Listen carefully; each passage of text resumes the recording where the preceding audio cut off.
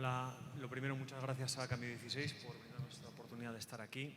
El objetivo de esta mesa es presentar el modelo de salud y de bienestar desde una perspectiva integradora. Para eso pues, vamos a tener a María Neira, que se conectará en formato online debido a sus cuestiones laborales, y luego hablaremos de facetas integrativas pero no disociadas. Esto es importante.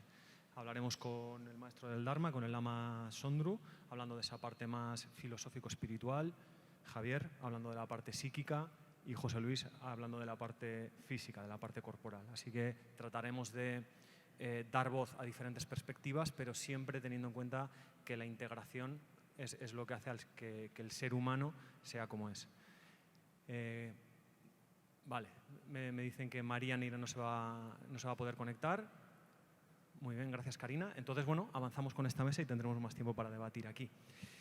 Hablando de estas diferentes perspectivas, sí que me gustaría que, empezando por la parte más filosófica y espiritual con Sondru, después a lo que conecta el espíritu y el cuerpo, que es el psiquismo, y finalmente hablando con José Luis, que me dieseis una definición de lo que es la salud.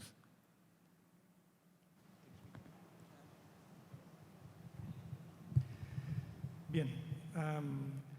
Creo que fue Groucho Marx el que dijo, ¿por qué me voy a preocupar de las futuras generaciones? ¿Qué han hecho ellas por mí?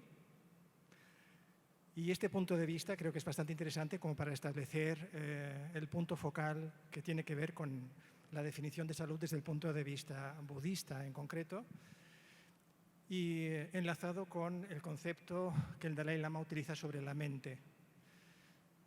Desde el punto de vista budista, dicho por el propio Dalai Lama, la mente en realidad no tiene una diferencia entre lo exterior y lo interior.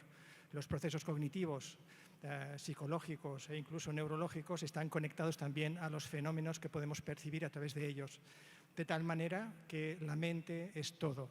Todo es mente. Todo lo que percibimos es mente. Desde este punto de vista, entonces, podemos definir la salud como un estado armonizado entre todo lo que percibimos, todo lo que gestionamos, todo lo que transformamos según nuestra percepción y todos los procesos que unifican de forma armonizada aspectos trascendentales inmanentes, en el caso de la espiritualidad, aspectos que tienen que ver con los procesos psicológicos, psíquicos y los aspectos biológicos. Esta armonización nos puede dar entonces como resultado una aproximación a la salud, que es básicamente una aproximación a la mente. Muchas gracias, Sondru. Javier. Que la Organización Mundial de la Salud dio una definición que es muy inclusiva, muy holística, ¿no?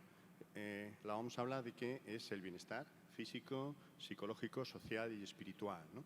El bienestar físico es obvio, ¿no? Hay unos mínimos físicos que uno debe tener, ¿no? Un mínimo de salud física. Los aspectos psicológicos son importantes, ¿no? Se ha comentado y estaremos continuamente de alguna forma de acuerdo y solapándonos, ¿no? Porque la psicología, la psiquiatría actual conecta mucho, ¿no? Con las tradiciones orientales. Hace falta ese bienestar porque la mente interpreta todo lo que está ocurriendo. Entonces, las expectativas es un aspecto clave que yo quiero insistir, ¿no? Las expectativas se han disparado en las últimas generaciones y eso es una de las causas principales de sufrimiento. Estaría el tema social, donde se ve que las sociedades actuales cada vez están más desestructuradas, la conexión con otras personas es cada vez menor, sobre todo en las ciudades, y esto es una fuente de sufrimiento tremendo, sobre todo en la tercera edad, ¿no? Donde la soledad es un problema que se ha visto con gran claridad con la pandemia. Y el último aspecto es el espiritual. Independientemente de las creencias religiosas o nulas que se puedan tener, la sensación de espiritualidad es una conexión con un sentido de trascendencia, de algo que está más allá de nosotros mismos y que todos los seres humanos tienen, ¿no? La psicología acepta en este momento que no tener un claro sentido de vida es uno de los factores que dificulta la sensación de bienestar, de felicidad. Muchas gracias, Javier. José Luis, desde el punto de vista de algo más corporal, ¿cómo es la fisioterapia? Bueno, lo primero agradeceros la invitación a Cambio 16.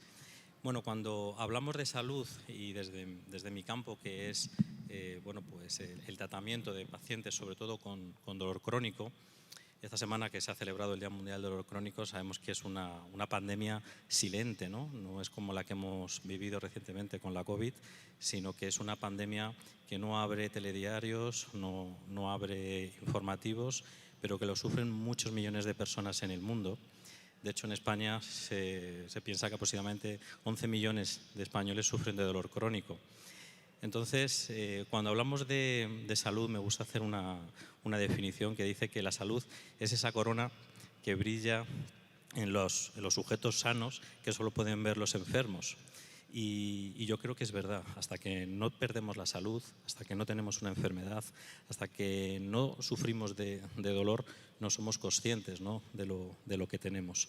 Entonces, bueno, esa sería para mí una definición dentro de un marco que creo que es relativamente complejo en el cual nos movemos ahora mismo, ¿no?, con el aumento de enfermedades como el cáncer, con el aumento de enfermedades como el dolor, enfermedades autoinmunes, enfermedades auto y neurodegenerativas. Por lo tanto, bueno, nos enfrentamos a cambios que tenemos que generar nosotros como sanitarios, como agentes de salud, ¿no?, que somos.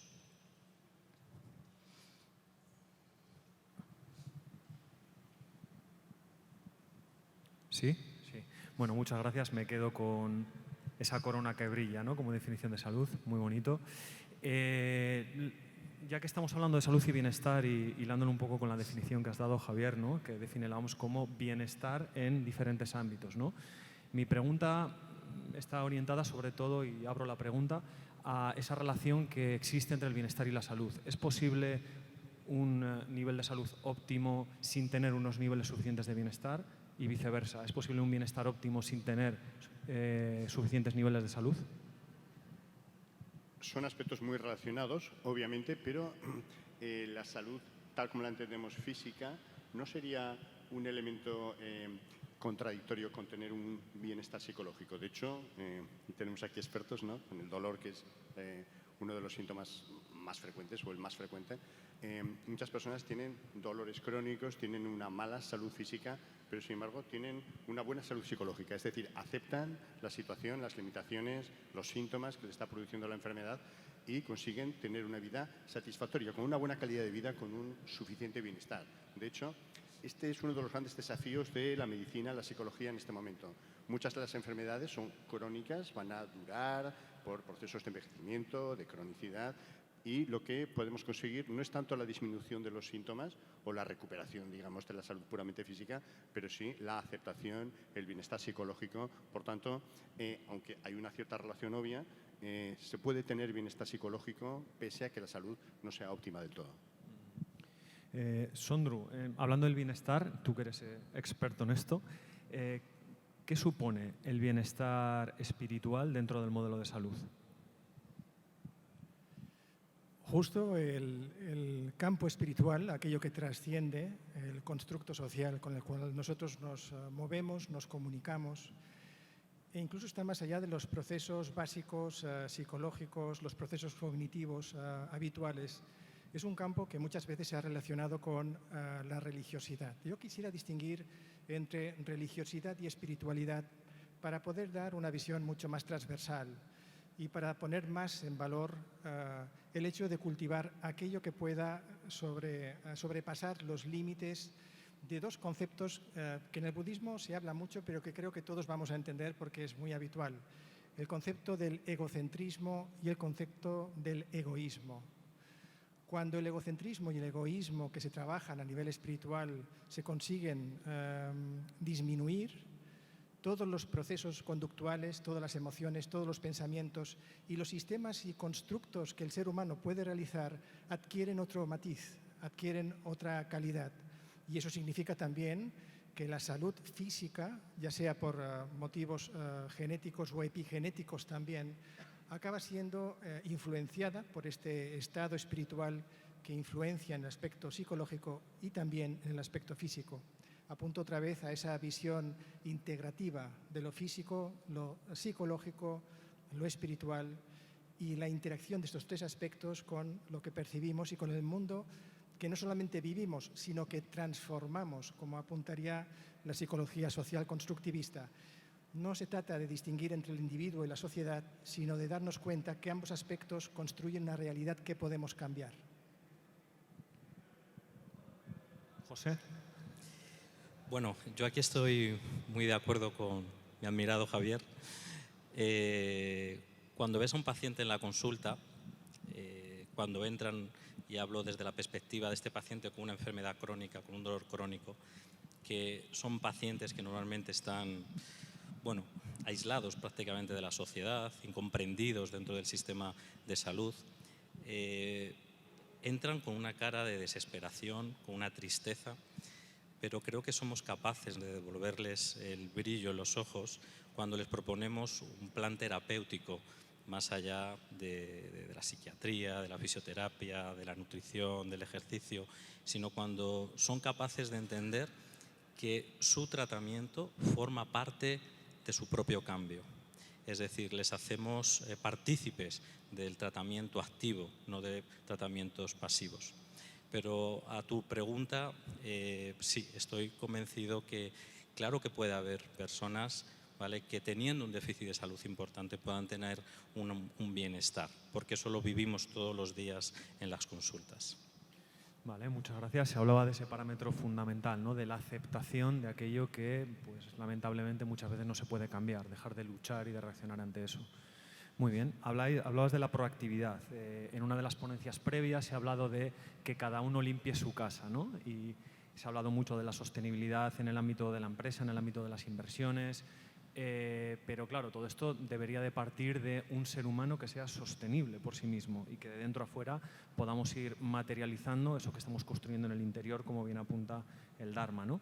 Entonces, no sé si os habéis planteado en alguna vez cuál sería, así, ¿no?, como definición o como idea, la idea de un ser humano sostenible. Bueno, empezar yo. Toca. Realmente creo que el ser humano, para que sea sostenible, debería conocerse profundamente. Y realmente creo que la sociedad, tal y como está estructurada y los objetivos que tenemos hasta la fecha, no apuntan al autoconocimiento real de las emociones, de los pensamientos, de los procesos que modulan la realidad. Y por lo tanto yo creo que el foco principal debería estar en ese autoconocimiento. Le podemos llamar de la manera que queramos, podemos llamarle una esencia trascendente con los distintos nombres según tradiciones que haya, pero el origen y el foco del ser humano debería estar a la par, desenvolviéndose, desarrollándose con todos los objetivos que el mundo básicamente está construyendo. Fijémonos simplemente en esto. ¿De qué depende la sostenibilidad desde el punto de vista de cuidar el medio ambiente? ¿De qué depende el crecimiento económico? ¿De qué depende, básicamente, el bienestar social? Hablo desde la base última, desde la esencia última. Depende del conocimiento absoluto de la propia mente o la esencia del ser humano en sí. No de lo que el ser humano hace o puede hacer, sino de lo que el ser humano puede conocerse y desde ahí construir a favor de la sociedad y de la sostenibilidad. Creo que este punto, el foco de atención, es extremadamente importante. Muchas gracias. José. Bueno, aprovechando que tenemos a nuestro querido Dharma aquí con nosotros, yo soy un enamorado de la historia, soy un enamorado de la Segunda Guerra Mundial, del conocimiento de lo que ocurrió allí. Y entonces he leído mucho sobre Okinawa, ¿no?, todo lo que ocurre allí, toda la longevidad, ¿no?, que hay en aquella área geográfica. Bueno, y aparte de nuevos avances que ha habido, ¿no?, sobre genética, ¿no?, de longevidad que se ha visto, ellos hacen mucho hincapié, ¿no?, en el Ikigai, ¿no?, famoso, ¿vale? Y es que creo que aquí en Occidente tenemos un concepto muy diferente entre la espiritualidad y la religión, ¿no?, que compartía anteriormente el Dharma. Creo que tenemos que hacer mucho más énfasis desde la adolescencia, desde la juventud, incluso desde la infancia, el que nos tenemos que marcar unos propósitos de vida muy importantes. Cuando tenemos un propósito de vida, bien sea desde todos los valores, ¿no?, que muchas veces echamos de menos, es muy fácil ser sostenible desde la perspectiva de la humanidad, ¿no?, de cada uno de nosotros. Pero tenemos que marcarnos unos valores, tenemos que marcarnos unos objetivos, que es verdad que deberíamos empezar desde pequeñitos, ¿no? Y cuando llegue la edad adulta, pues, pues vivir de todo esto que hemos estado proyectando durante tantos años. Creo que tenemos un problema de cortoplacismo, ¿no? Queremos todas las cosas para allá y creo que necesitamos trabajar la educación, los valores a medio y a largo plazo para que esto pueda ser, bueno, lo que buscamos, ¿no?, una sostenibilidad.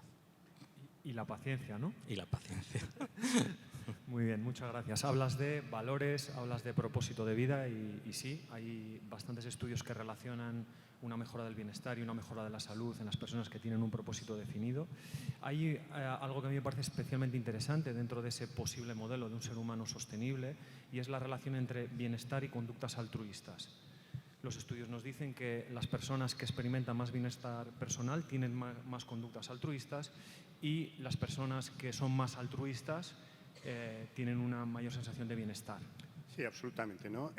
Enganchando con lo que habías preguntado antes, yo creo que las psicoterapias, uno de los movimientos importantes de la psicología actualmente es la psicología transpersonal, las ciencias contemplativas, y lo que vienen a decir es que el gran cambio que se ha producido en las sociedades en los últimos años, sobre todo sociedades desarrolladas, es un desarrollo excesivo del yo, del ego, ¿no? Somos las sociedades occidentales muy egocéntricas, muy poco, digamos, comprometidas con el resto. Se tiene la visión de que esa disminución de la sensación de yo sería lo que produciría el gran cambio, ¿no? Al sentirnos aislados de los demás no nos preocupa tanto lo que les pasa a los demás ni lo que le pasa al planeta.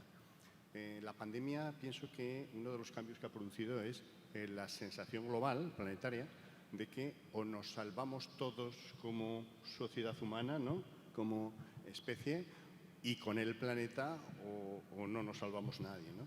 Entonces, esa sensación de interser, de que yo pertenezco a esta gran familia que es la humanidad y a este ser vivo que es el planeta, es algo que se está desarrollando progresivamente y que es lo que hace seres humanos sostenibles.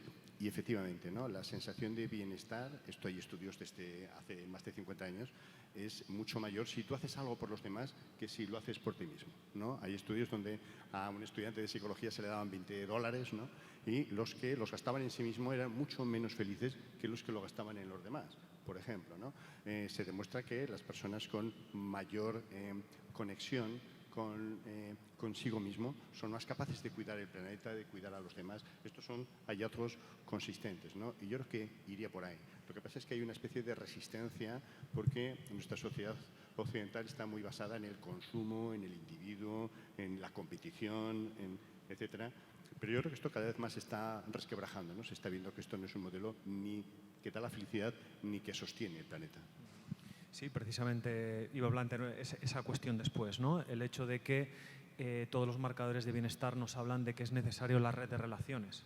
Es algo que en los diferentes modelos de bienestar, Carol Reed, Martin Seligman, lo ves como una constante, ¿no?, el contacto social. ¿Es posible tener una sociedad sostenible olvidándonos de eso? Es decir, el modelo invita a más yo, más preponderancia del individuo sobre el conjunto. ¿Es posible? Yo creo que sí, pero... ¿Es posible cultivar esa sociedad sostenible también teniendo en cuenta con el modelo del Dharma de la interdependencia, ¿no?, sin ser conscientes de que somos completamente interdependientes? La respuesta es muy clara, sí. ¿Por qué? ¿Cuál es el motor fundamental que puede conseguir esto? En el budismo, y creo que también podemos compartirlo todos, le llamamos una mente bondadosa. Algunos pensarán, ¿una mente bondadosa con lo que está ocurriendo en el mundo, con lo que está sucediendo, con la competición salvaje que existen en distintas capas del mundo, en los trabajos, incluso en las familias, en las relaciones? Sí, porque una mente bondadosa no se refiere al simple buenismo, pensando que no tenemos criterio. La mente bondadosa requiere criterio y el criterio sí que es necesario para establecer entonces una sostenibilidad. Una sostenibilidad sin criterio no existe en realidad.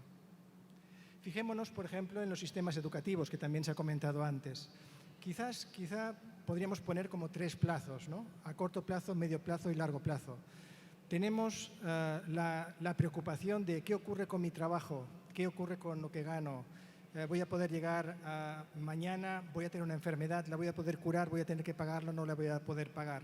Esto genera un sentido egocéntrico, no egoísta, egocéntrico.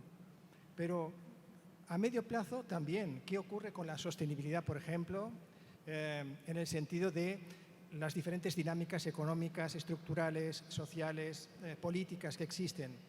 También nos produce un cierto egocentrismo colectivo, pero también egocentrismo. ¿Qué pasa a largo plazo con la sostenibilidad del planeta? ¿Vamos a cambiar el modelo antropocéntrico en el cual nos hemos educado constantemente? ¿Vamos a cambiar ese modelo antropocéntrico y vamos a empezar a comprender que el planeta en sí y todos los seres que viven en él se mantienen de forma interdependiente? Cuando comprendemos esto, creamos entonces un vector a largo plazo. En el largo plazo tenemos, por ejemplo, soluciones de muchos científicos. Existe un nivel científico extraordinario al cual quizá no se le hace demasiado caso. Tenemos un nivel de gestión de las cuestiones a medio plazo más o menos razonable y las de corto plazo hace aguas por todas partes. ¿Qué es lo que prima en estos 3 aspectos? El egocentrismo y el egoísmo. Luego, para una sostenibilidad real, hace falta empezar a eliminar el egoísmo y el egocentrismo, que no es caer en el buenismo, sino en una mente bondadosa. Muchas gracias, Ondru. José, ¿qué nos puedes decir? Bueno, siguiendo un poco la línea de mis compañeros y metiéndonos un poco en dinámicas, ¿no? Es decir, dinámicas, por ejemplo, de las enfermedades.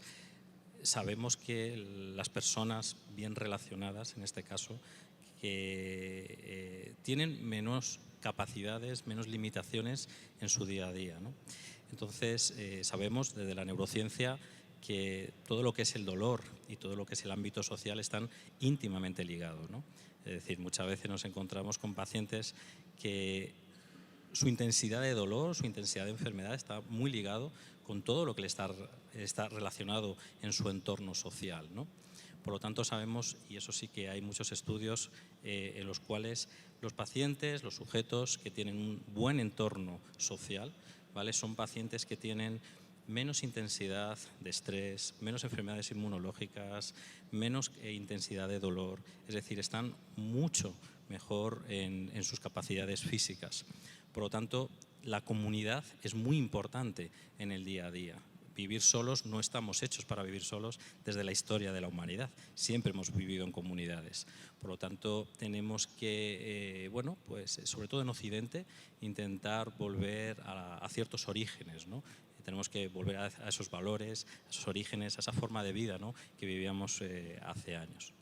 Qué interesante, ¿no? Porque también se ve que la soledad y el dolor físico comparten algunos sustratos neurológicos, ¿no? Es como si no estuviésemos preparados para ello, físicamente para estar solos, ¿no?, para vivir la soledad. Pero fíjate, que yo un tema que quería aportar a raíz de esto es que, como muy bien decís, una red social se considera probablemente el factor más importante para la prevención de enfermedades psicológicas, la sensación de individuos con los que uno puede tener relaciones significativas, es decir, que puede contarle sus problemas, que puede sentirse seguro, apoyado, querido, es el factor seguramente el más importante para, insisto, prevenir enfermedades psicológicas. Pero conectando con lo que se decía de la importancia de la mente, lo que se describe es que lo importante no es tanto que tengas la red, sino que tú sientes que tengas la red. ¿Me explico?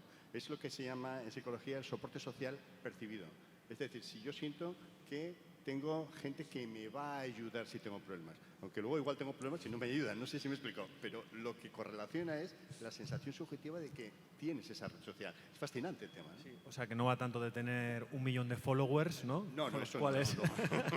te puedes sentir solo, sino de realmente de sentir ese soporte, ¿no? Ese es otro temazo que convendría comentar, ¿eh? Sí, pero es fascinante la sensación de amigos reales o amigos virtuales. Sí. Y cuando hablamos de red social no nos referimos ni a Facebook, sino a esa red de relaciones. Bien, José, hablabas antes, la inmediatez, y ese es uno de los temas que está muy instaurado, ¿no? Queremos todo Amazon en 1 hora, es decir, quiero tenerlo todo ya. Y esto tiene mucho que ver también con, yo creo que un mal entendimiento, ahora me deis vuestra opinión, de lo que es el bienestar. El bienestar parece estar muy asociado al placer rápido y duradero, al hedonismo básicamente, ¿no? Como si ya desde Grecia, entre las corrientes hedonistas y la eudaimonía, todo se hubiese girado hacia el placer como foco de bienestar. La pregunta es la siguiente. ¿Es posible tener un modelo real de bienestar sin incluir que en ocasiones tendremos dolor físico, dolor espiritual, algún tipo de dolor psíquico? ¿Es posible un modelo real de bienestar que no incluya el malestar, aunque parezca paradójico, y por lo tanto la capacitación de los seres humanos para afrontar ese malestar, eso que es displacentero? Bueno, hilando con la primera parte, Iker, yo siempre digo que tenemos ahora mismo la enfermedad de la inmediatez, y sobre todo en las generaciones que vienen detrás de nosotros. Yo cuando doy clase es muy difícil no ver a un alumno que no coge en un momento dado el móvil.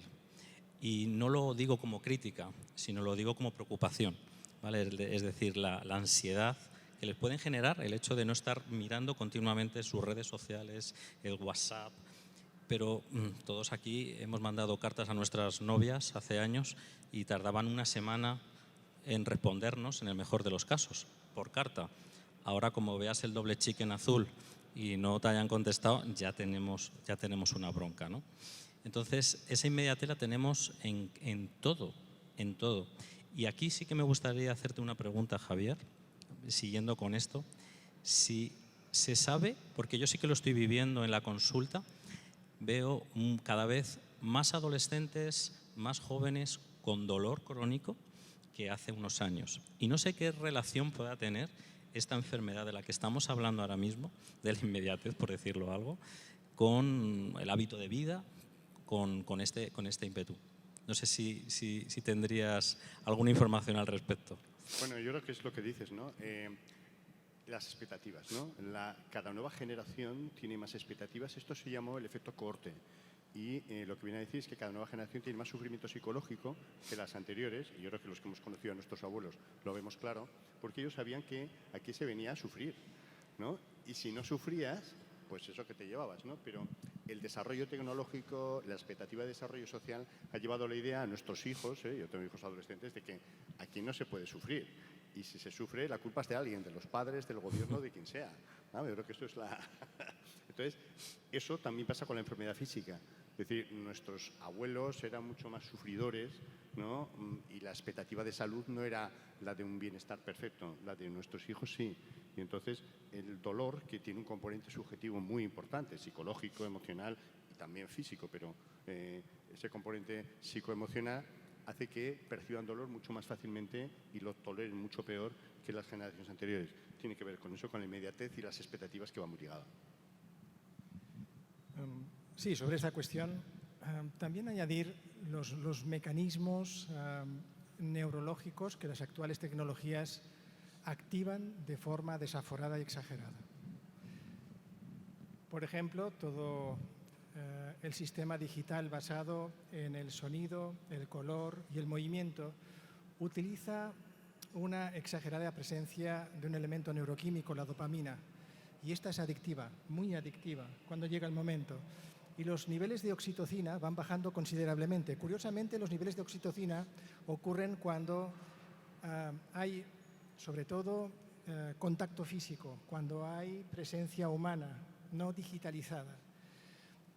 Si tenemos en cuenta los grandes excesos de dopamina, si tenemos en cuenta la adicción que esto genera a nivel neurológico, podemos comprender ya, no solo desde el punto de vista psicológico, sino también neurológico, el fenómeno de dependencia sobre la inmediatez y el resultismo que nos lleva al hedonismo que apuntabas antes. Este aspecto creo que es bastante importante e interesante, sobre todo porque ya desde el punto de vista espiritual nos encontramos con un problema, entre comillas. Todo proceso psicológico, sobre todo emocional, no racional, requiere un tiempo mucho mayor del que la sociedad es capaz de darnos. La maduración de las relaciones emocionales o sentimentales, las relaciones humanas requieren mucho más tiempo de lo que el cerebro, a nivel conceptual o racional, es capaz de procesar, porque no aguanta ese espacio de tiempo tan grande de las emociones para poder madurar.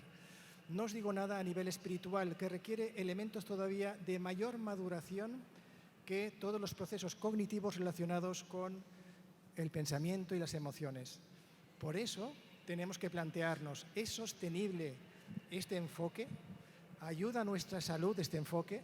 ¿No será que esta inmediatez hedonista cultivada además a nivel neurológico nos está llevando a extremos mayores de egoísmo y egocentrismo que genera una gran cantidad de problemas en la salud mental de la sociedad y en las estructuras y sistemas económicos que se basan en la salud mental?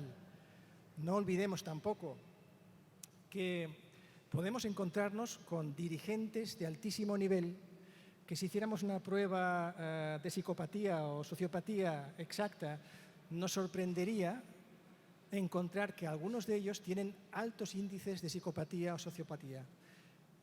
Estamos hablando de personas que dirigen países y estamos hablando de cuestiones gravísimas que nos podemos encontrar como consecuencia situaciones en las que, como ahora estamos viviendo, pues hay violencias y hay guerras.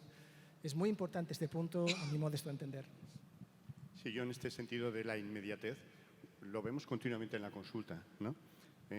Muchos de nuestros pacientes que tienen una depresión, por ejemplo, ¿no?, que es la epidemia psicológica del siglo XXI, cuando yo les oferto, soy psiquiatra, podemos ofrecer o farmacología o psicoterapia, les ofrezco psicoterapia, yo creo que esto te iría mejor con mindfulness, con otras terapias, etcétera.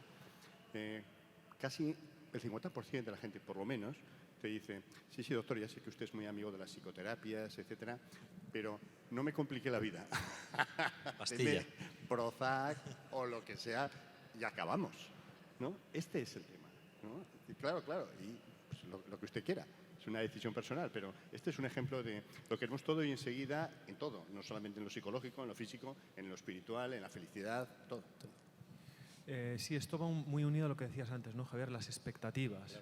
Claro, que estamos generando expectativas y, bueno, yo que llevo un tiempo estudiando algunas cosas del Dharma, todavía metiendo la puntita del dedo, ¿no? Pero que hace 2500 años el Buda parecía que lo tenía claro, ¿no? Y una de las 4 nobles verdades es dukkha, la realidad de malestar, sufrimiento, hay diferentes traducciones, ¿no? ¿Qué nos podría decir en ese sentido y cómo la visión budista en el camino del Dharma va preparando, porque es una cuestión educativa, ¿no? Las expectativas son infundadas por una sociedad educativa o por el contexto, y cómo el Dharma desde sus inicios lo plantea de una manera completamente diferente. Es decir, sabemos que en determinados momentos, no que tenemos que venir a sufrir, que eso yo creo que es un malentendido, sino que en determinados momentos de nuestra vida vamos a convivir con diferentes tipos de sufrimiento, físico, espiritual, psicológico, y cuál sería la propuesta de afrontamiento y la capacitación a nivel de qué puedo hacer yo para relacionarme con paciencia, de una manera más saludable, con mi propio sufrimiento. En realidad, el Dharma como camino, como método, dentro del contexto budista, nos está planteando, hoy lo comentaba, unos 84.000 métodos distintos. Es muy difícil elegir alguno en este momento, pero todos conocemos más o menos un método que es la meditación. No estoy hablando de un método meditativo, sino la meditación en todo su ámbito y en todo su aspecto, que va mucho más allá de la atención consciente. Implica elementos como también la compasión y también implica elementos como la objetivación de la percepción de la realidad y del individuo a través de una investigación mental. Son casi 2.500 años sobre esto y entonces, desde ese punto de vista, la meditación puede ser un instrumento extraordinario. Además, porque no requiere de ninguna religiosidad particular. Está al alcance de todos. Todos podemos realmente llegar a la meditación como método. ¿Qué consigue la meditación como método? En cierto modo, consigue la deconstrucción del constructo social con el cual funcionamos habitualmente. Esta deconstrucción no es la destrucción, sino ser capaces de percibir qué hay detrás del constructo social que muchas veces se activa y actúa y provoca finalmente enfermedades, sean psicológicas o incluso físicas, si las condiciones genéticas o epigenéticas así lo plantean. La cuestión entonces sería buscar esta herramienta, en este caso os hablo de la meditación, que es lo que conozco, como un sistema completamente asequible. No digo que sea fácil, pero sí de autoconocimiento como pieza fundamental para poder transformar la sociedad o mantener, sostener todas las propuestas que podamos realizar a nivel empresarial, a nivel político, a nivel de bienestar social, a nivel educacional, a nivel de metodologías que tengan que ver con la salud física o mental. Este sería un poco el planteamiento. Muchas gracias. José, tú en tu visión de experto y con las características que tiene el abordaje que realizas tú del dolor crónico, que es interdisciplinar, ¿qué podemos hacer para mejorar el dolor? Bueno, el factor más importante desde mi punto de vista es hacerle al paciente activo, ¿vale? Las terapias pasivas no funcionan para pacientes con dolor crónico, y también una de las cosas es no engañar a los pacientes.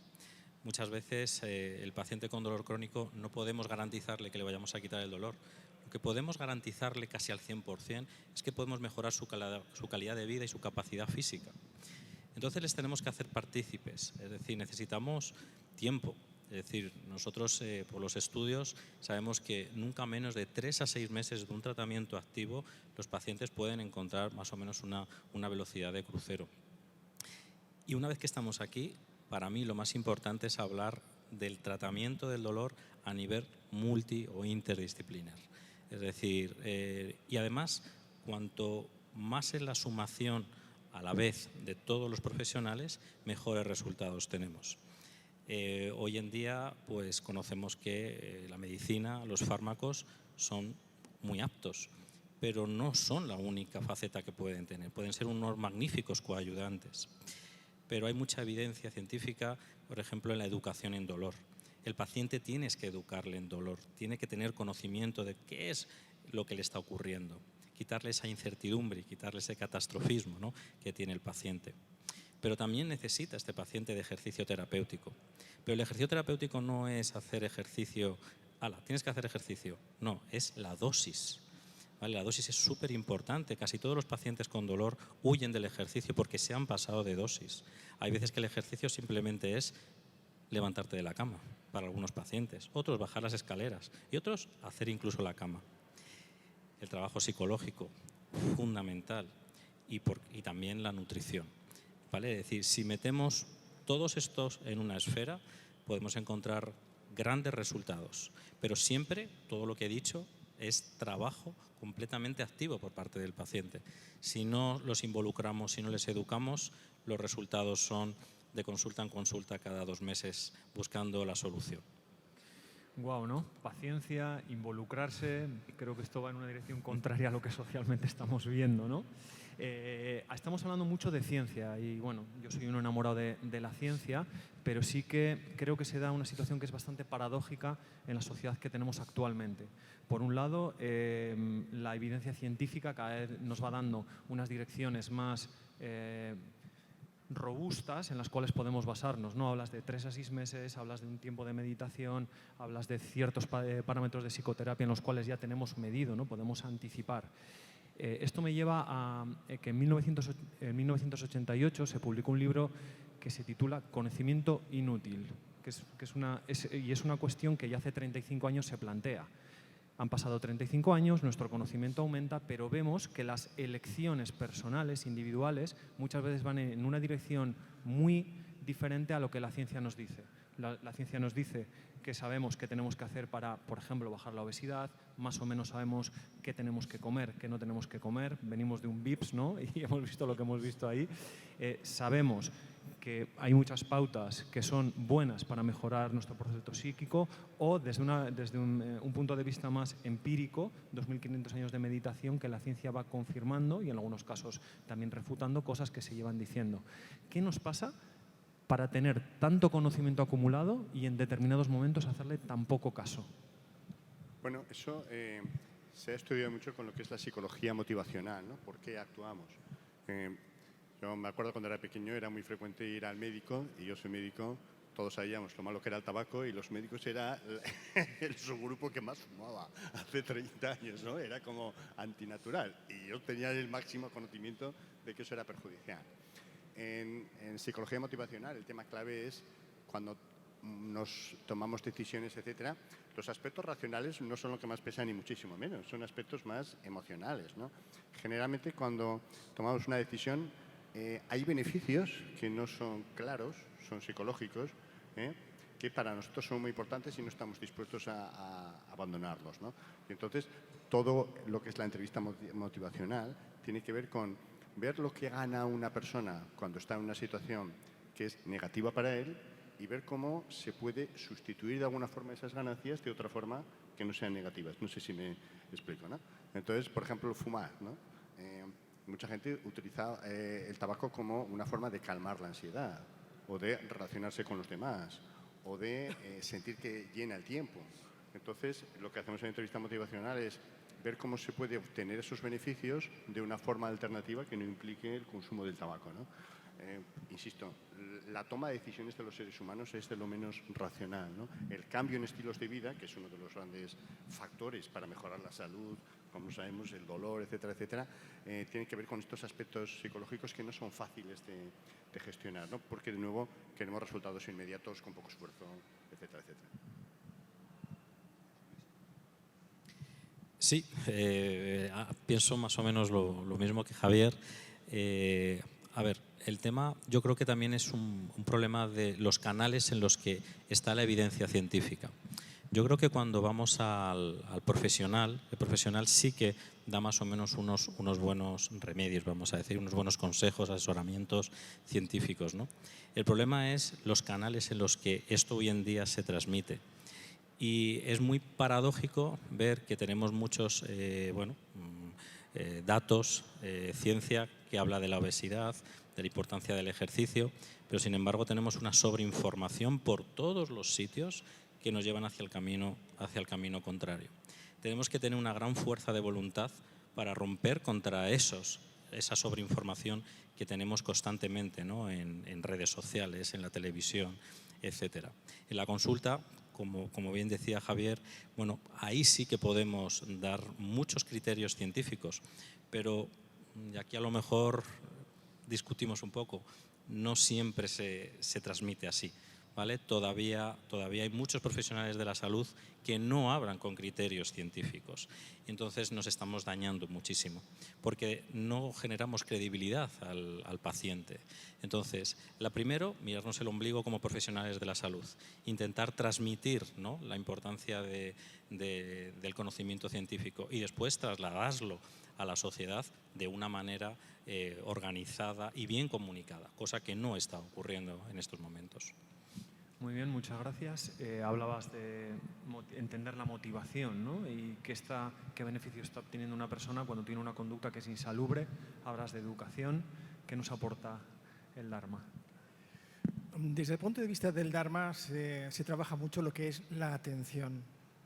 La meditación es un sistema por el cual cultivas y gestionas la atención para poder objetivar sobre todo lo que percibimos como fenómenos y cuáles son las causas y la etiología real de lo que está ocurriendo. Pongamos el ejemplo. Tenemos un nivel de desarrollo científico considerabilísimo.